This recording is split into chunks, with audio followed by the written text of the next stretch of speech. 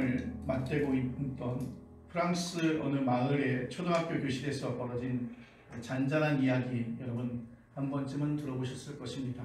알퐁스 도데의 단편소설인 마지막 수업이라고 하는 제목입니다. 전쟁에서 진 프랑스는 앞으로 이제 프랑스어로 수업을 하지 못하게 되었습니다.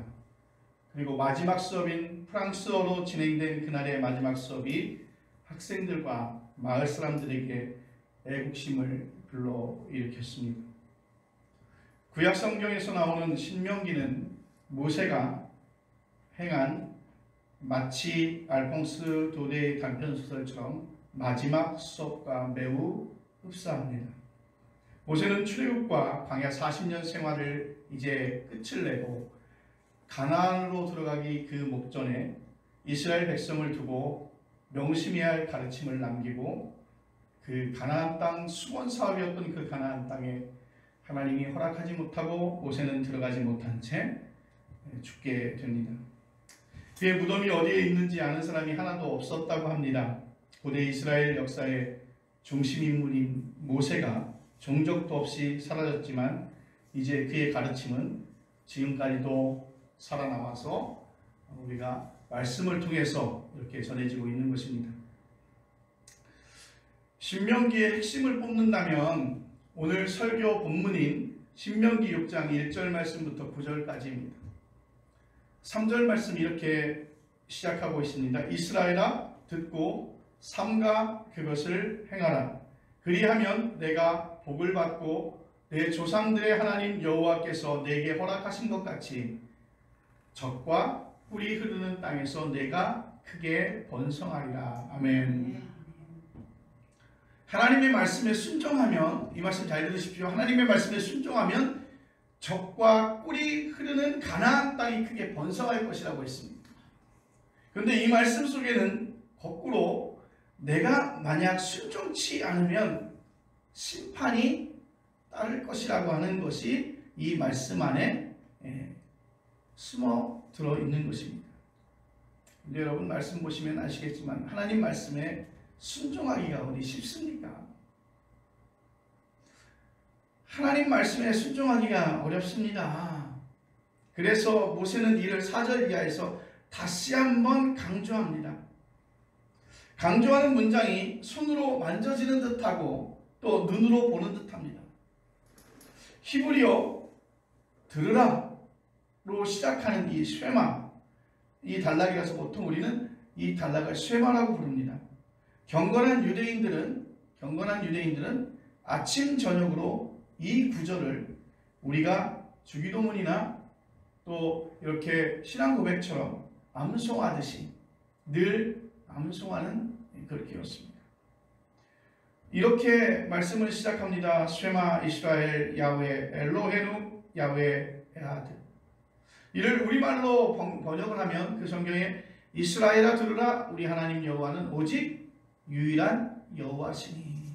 아멘. 이스라엘아 들으라 우리 하나님 여호와는 오직 유일한 여호와시니. 쉐마 이스라엘 야훼 엘로헤누 야훼 에하드. 임팩트가 강하게 표현된 이 4절은 유일신 신앙에 대한 정확한 가르침입니다. 유일신 신앙은 처음부터 분명하지 않았어요. 뭔가 이렇게 명확하게 짚혀지지 않았던 것이죠. 오랜 투쟁의 역사 과정을 거쳐서 형성된 신앙이 바로 이 유일신 신앙입니다. 당시 대다수의 모든 종교는요, 다신론이었어요. 다신론이 세상을 설명하는데 매우 자연스럽죠. 선한 신도 존재하고 있고 악한 신도 존재하고 있어야만 선과 악을 구별할 수도, 그리고 선과 악을 설명할 수도 있는 것입니다. 여러분이 아시는 대로 그리스 신화와 로마 신화에서 우리는 매우 다양한 신들을 만나보게 됩니다. 바벨론 신화와 이집트 신화도 마찬가지입니다. 이렇게 다신론 문명권에서는 제국의 왕들이 신이 될 수 있었습니다. 제국의 유일한 신앙을 탐탁하지 않게 생각한 그 이유가 뭐냐면 왕이 신으로 격상될 수 없다는 데 있습니다. 왜요? 여호와만이 유일한 하나님이었기 때문인 것이죠. 자, 이렇게 유일한 하나님이라고 하는 여호와를 믿고 그 유일신 신앙을 가지고 있는 이 유대 민족에게는 핍박이 뒤따를 수밖에 없는 것입니다. 그 누구도 신이 될 수 없다는 말이 되니까. 초기 기독교 당시에 로마 제국은요, 그리스도인들이 믿는 예수님을 자기들이 믿는 여러 신 중에 하나로 인정해 줄 수 있다고 타협안을 제시했습니다. 너희가 그렇게 따르고 존경하는 예수님을 우리가 어느 하나의 신처럼 우리가 인정해 주겠다라고 하는 것이었죠. 만약 이런 주장을 받아들였다면 초기 그리스도인들이 큰 박해 없이 살아남을 수 있었을 것입니다.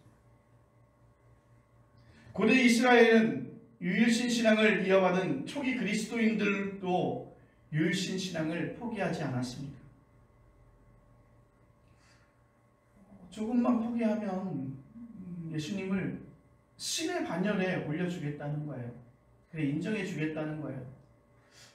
달콤하지 않습니까? 그런데 그들이 그거에 타협하지 않았다는 거예요. 유일신 신앙을 포기하지 않는 게 말처럼 쉽지 않습니다. 지금 모세의 마지막 설교를 듣는 이스라엘 백성들은 이제 요단강을 건너서 여리고로 들어가야 합니다. 가나안은 남으로는 이집트가 있고 북으로는 메소포타미아가 있었기에 고급스러운 문명사회를 형성하고 있었습니다. 사실 그 이스라엘 민족은요, 광야의 40년 생활 동안에 거의 거지와 같지 않았을까요? 40년의 광야 생활을 하면서 그들은 집을 옮겨 다니고 있었고, 그래서 건축업도 그렇게 왕성하지 못해서 그냥 아마도 비를 피하거나 추위를 피할 수 있는 동물의 가죽으로 피할 수 있는 어떤 그런 공간에서 최소한의 삶을 살지 않았을까요? 최소한의 삶. 그랬던 사람들이 그 가나안 땅에 들어가게 되다 보니까 거기에는 문명사회가 있었다는 것이죠. 훨씬 더 문화적인 혜택을 받고 있었던 그 민족들이 있었다는 거예요. 당연히 다신론 신앙이 주류였습니다. 가나안은 특히 바알과 아세라 숭배가 강했습니다. 여러분, 그런 지역에 이제 모세는요, 당신의 사랑하는 백성들을 그곳에 보내야 되는 거예요. 함께 간다면 좀 걱정이 좀 염려가 덜하겠지만 이제 모세는 그들과 함께 할 수 없어요. 그래서 그들만을 보내야 되는데 그들을 40년 광야 생활 동안에 모세는 충분히 지켜봤잖아요. 그들의 삶이, 그들의 신앙이 얼마나 기복이 심했던지 충분히 알 수 있었던 것이죠. 그런데 그런 백성들을 그 문화적으로 훨씬 더 왕성한 그 가나안 땅에 보내야 되고, 또 다신론이 신이 정말 많은 그러한 지역에서 그런 유혹에 빠질 수 있는 그러한 지역에 보내는 그 모세의 마음은 이로 걱정 아닌 염려가 많았을 것입니다. 이집트에서 신앙의 자유를 찾으려고 유일신 하나님을 섬기기 위해서 그들은 과감하게 출애굽을 하게 됩니다. 그리고 이제 가나안 지역으로 들어간다는 건 또 하나의 모험이었으나 그래도 이집트보다는 가나안이 나았기에 모진 어려움을 감내하고 광야를 40년 거쳐서 지금 여기에 서 있는 것입니다. 자, 모세 걱정 안 되겠습니까? 뭐 이루 말할 수 없는 걱정이 있었겠죠. 부모 곁에서 신앙생활 잘하던 자녀들이 고등학교를 졸업하고 대학교에 진학하고 그리고 부모를 떠나서 이제 새로운 지역으로 가게 되는데 그 부모들이 걱정 어린 그 느낌을 아마 모세도 느끼지 않았을까요? 이 아이들이 그곳에 가서도 여전히 기독교 신앙으로 또 하나님의 자녀로서 자랄 수 있을지에 대한 걱정이 매우 크죠. 그래서 모세는 5절에서 이렇게 말합니다. 너는 마음을 다하고 뜻을 다하고 힘을 다하여 내 하나님 여호와를 사랑하라. 아멘. 이 말씀은요, 전심전력으로 하나님 여호와를 사랑하라고. 모세는 절규하듯이 외친 것입니다. 너는 마음을 다하고 뜻을 다하고 힘을 다하여 내 하나님 여호와를 사랑하라. 영혼의 깊이에서 하나님과 내가 관계를 맺고 살아야만 한다는 그러한 뜻을 가지고 있습니다. 내가 하나님 떠나서는 살 수 없다는 것이죠. 내가 하나님 안에서 하나님과 관계하며 하나님과 더불어 함께 살아야 된다는 것을 이민족에게 그렇게 피를 토하는 심정으로 그렇게 전하고 있는 것입니다. 모세는 하나님 여호와를 사랑하라는 방법론까지 6절 이하에서 제시합니다. 세 가지입니다. 그 첫 번째, 하나님의 말씀을 마음에 새기라. 둘째는 그 말씀을 자녀에게 가르쳐라. 그리고 셋째는 말씀을 손목에 달고 미간에 붙이며 문설주와 문에 기록하는 것입니다. 한마디로 이 말씀은요, 너의 모든 삶의 중심은 하나님의 말씀으로 내가 살아야 한다는 그러한 말씀인 것입니다. 셋째 항목이 좀 재미있습니다. 경건한 유대인들은 말씀을 쓴 천이나 나무 막대를 몸에 달고 다닙니다. 집 건물에도 성구를 적어 놓습니다. 여러분들 우리도 바깥에 나가서 남의 다른 집들을 이렇게 보면 대문 앞에 입춘대길 그리고 권한다경 이런 글을 한자로 이렇게 써놓은 모습들을 볼 수 있는 것인데, 지금도 옛날 한옥에서 그런 풍경 여러분 볼 수 있습니다. 매일 문을 드나들 때마다 그 글귀를 보며 그 사람의 영혼에 그 글귀의 내용이 새겨지겠죠.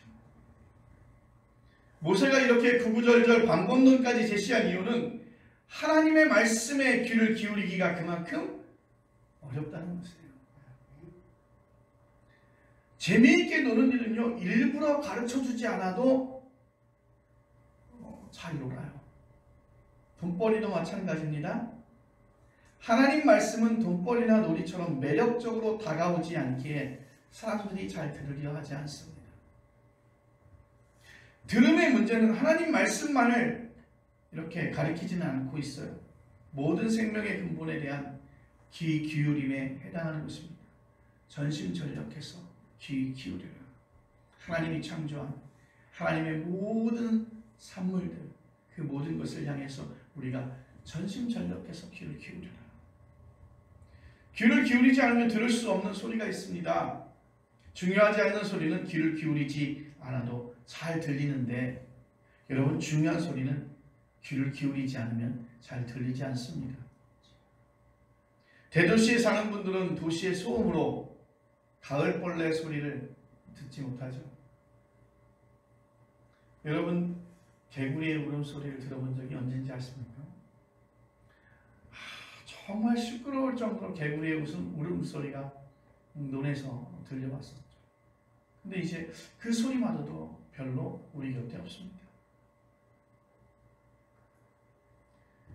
빗소리와 호미질 소리를 여러분 들어보셨습니까? 이런 소리는 우리의 영혼을 평화롭게 만드는 것입니다. 현대인은 개인의 차이는 있으나 대체로 경청의 능력이 매우 떨어진다고 합니다. 듣기보다는 말하려고 하죠. 말하기도 물론 필요합니다.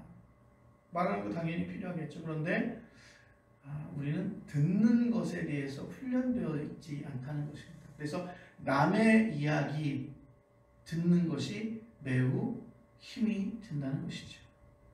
근데 여러분 보세요. 내가 말을 하려면요, 제대로 들어야 되는 것이 선행과제입니다.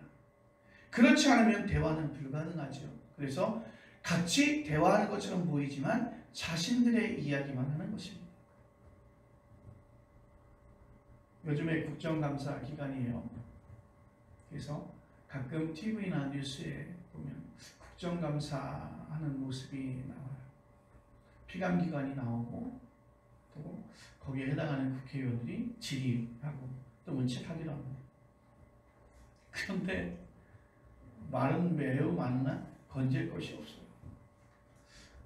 마치 시정잡배 싸움터 같기도 하고 말하는 것의 수준이 왜 저럴까라는 생각이 듭니다.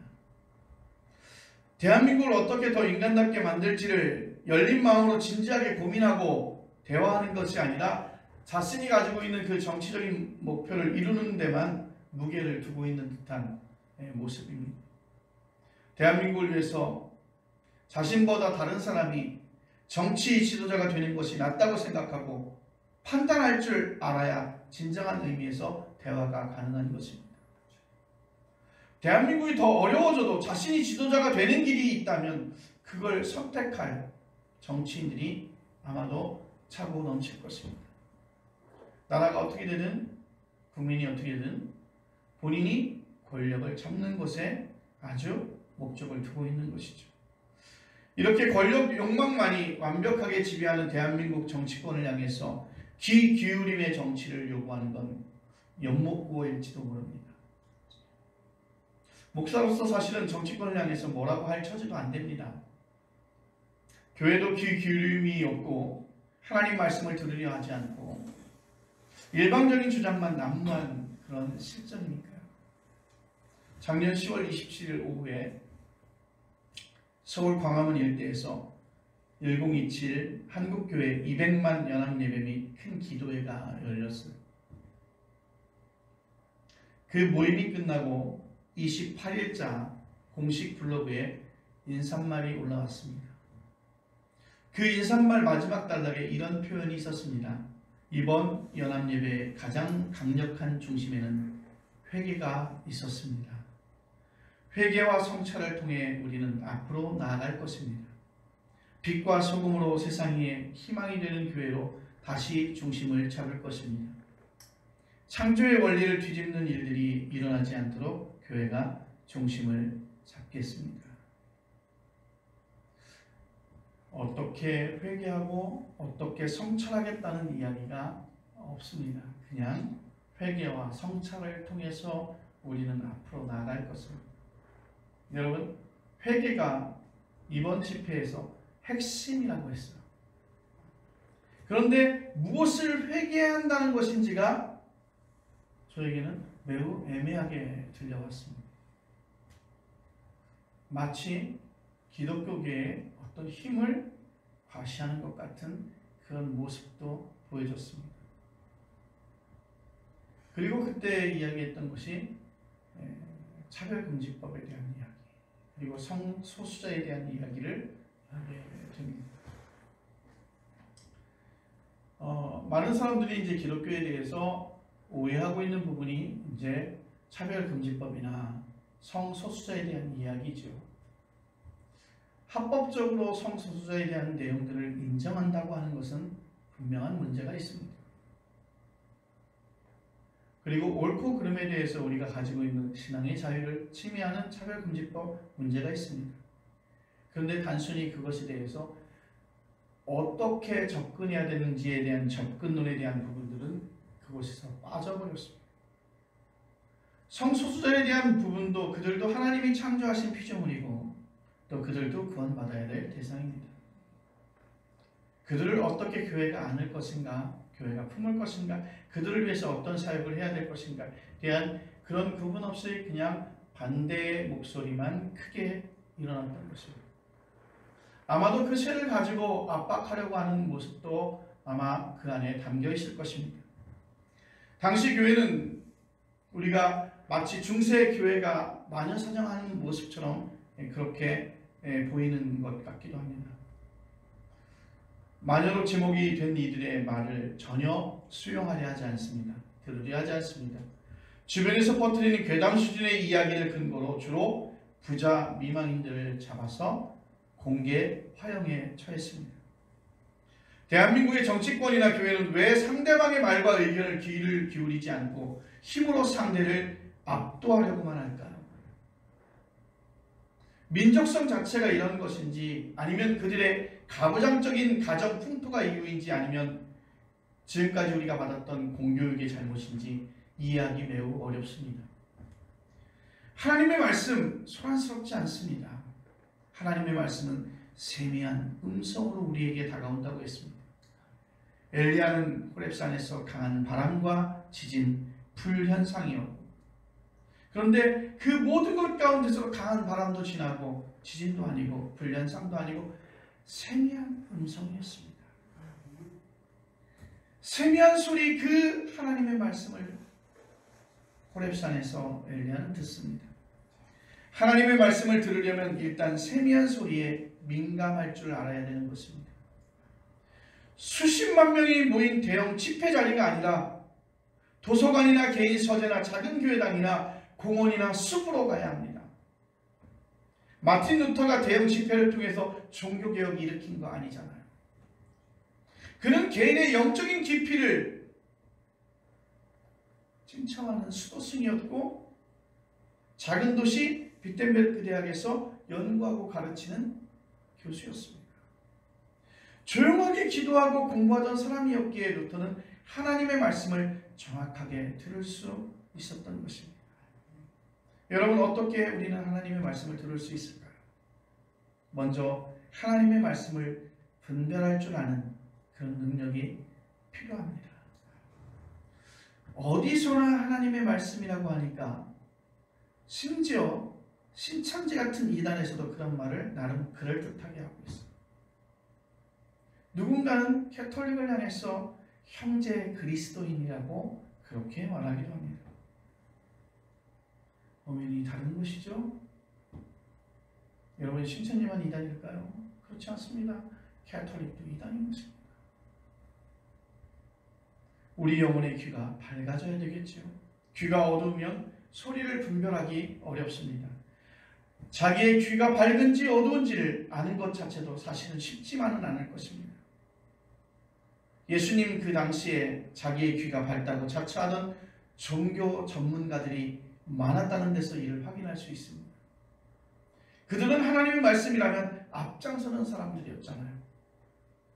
예수께서는 당시의 종교 엘리트들인 바리새인과 서기관을 가리켜서 마태복음 15장 14절에 격언을 이용해서 그들을 힐책합니다.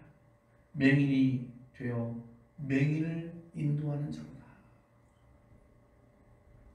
오늘날의 대형교회 목사나 신학대학 교수라 할 바리새인과 서기관이 맹인이라고 하는 그 말씀은 매우 파격적이고 도전적이고 매우 그들에게는 수치스러운 그러한 말씀이었습니다.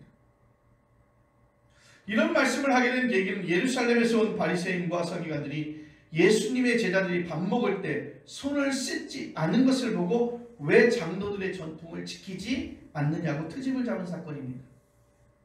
그들은 하나님의 말씀을 단순히 율법으로만 받아들였지 그 근본, 그 안에 담겨져 있는 의미를 모르거나 왜곡했다는 것입니다. 성경과 기독교 교리를 정확하게 모르면서 아는 척하는 일 또는 아전인수로 해석하는 일은 오늘도 우리 주변에 반복되어지고 있습니다. 여러분, 죄에 대해서 생각해 보십시오. 우리 머릿속에는 부도덕한 행위와 비윤리적인 행위가 죄라는 생각이 아주 분명하게 들어와 있습니다. 사람을 속이는 일, 다른 사람의 신체를 해하는 일, 다른 사람의 물건을 빼앗는 일, 이런 윤리적이고 도덕적인 것에 벗어난 것들을 우리는 죄라고 생각을 합니다. 회개하라거나 죄를 용서받았다는 말을 늘 그런 부도덕한 행위로만 연결해서 생각하는 것이죠. 마치 아이가 학교에서 잘못을 저지르고 반성문을 쓰고 선생님에게 용서를 받는 것처럼. 그런 말이 완전히 틀린 것은 아닙니다. 그러나 근본을 정확하게 짚는 게 아니라는 것이죠. 부도덕한 행위는 죄의 결과인 것입니다. 기독교가 말하는 죄는 훨씬 근본적인 차원을 이야기하고 있죠. 그래서 자신이 신의 차원으로 높이려는 욕망이 바로 죄의 뿌리였지 않습니까? 선악과를 먹는 일. 내가 눈이 밝아자 하나님처럼 되리라 하는 그 욕망이 결국에 그들의 죄의 본질이었습니다. 예수님께서는 죄의 문제로 서기관들과 이런 논쟁을 벌인 적이 있습니다. 마가복음 2장 5절 말씀을 보면 예수께서 중풍병자에게 이렇게 말합니다. 내 죄가 용서를 받았다. 내 죄가 용서를 받았다. 이때 신성모독이라고 따지는 서기관들에게 예수님은 이렇게 말합니다. 나에게는 죄를 사하는 권세가 있다. 이들이 바라볼 때 저 죄를 해결하고 저 죄를 사해 주시는 분은 오직 여호와 하나님인데 예수라는 사람이 그렇게 이야기하는 것에서 신성모독이라고 그를 공격했던 것입니다. 예수님의 말씀은 당시의 죄에 대한 오해와 위선을 까발리는 매우 의미 있는 돌직구였습니다. 고대 유대인들에게 가난한 사람과 장애인들은 모두 죄인입니다. 그 부모의 죄, 본인의 죄 때문에 그들은 가난할 수밖에 없고 그들은 장애를 가질 수밖에 없다는 것이었죠. 그들이나 그들의 부모가 죄를 범했기에 그런 불행한 운명에 처할 수밖에 없었다는 것이죠. 그래서 사람들은 그들을 향해서 죄를 회개하고 돌아오라고 충고하고 다그쳤습니다. 그러나 예수님의 생각은 좀 달랐습니다. 세상이 죄인이라고 평가하는 삶의 운명에 떨어져도 하나님이 함께 하신다면 얼마든지 생명 충만하게 살 수 있다는 것입니다. 삶의 방향을 바꾸는 결단이 바로 그것 회개라는 것이죠. 내가 좀 가난하고 내가 좀 몸이 불편할지라도 여호와 하나님이 나와 함께 하신다고 한다면 나는 얼마든지 충만한, 영적으로 충만한 생활을 할 수 있다는 것이에요.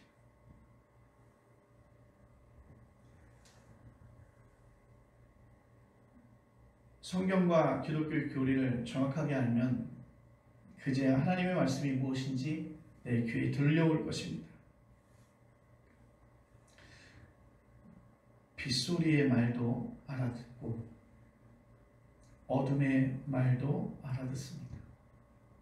내가 어느 날 조용히 있다 보면 그 어둠이 내게 말을 걸어오기 시작하죠. 늘 들었던 그 빗소리에도 우리는 의미를 찾을 수가 있습니다. 캄캄한 밤하늘에 촘촘히 박힌 그 별들도 대화할 수 있고 자기 어깨에 내려앉은 한 조각 햇살의 말도 알아들을 수 있을 것입니다. 그래서 성경에는 천사 이야기가 나오는 것입니다. 사람과 대화하듯이 하나님과 대화하는 대목도 성경에 나옵니다. 하나님의 경험의 깊이로 들어간 사람은 하나님의 말씀을 제대로 알아듣는다는 뜻이죠. 하나님께서 창조한 세상 만물과의 대화가 가능하다니 놀랍지 않습니까? 그런 사람들이 시인이고 그런 사람들이 예술가이고 그런 사람들이 음악가이며 그런 사람들이 영성가입니다. 다른 사람을 듣지 못하는 그 소리를 듣는 것이죠. 다른 사람이 보지 못하는 것을 보는 것입니다. 그들은 주변에 사람이 없어도 외롭지 않습니다. 우리처럼 평범한 사람들도 그런 세계 안으로 얼마든지 들어갈 수 있습니다.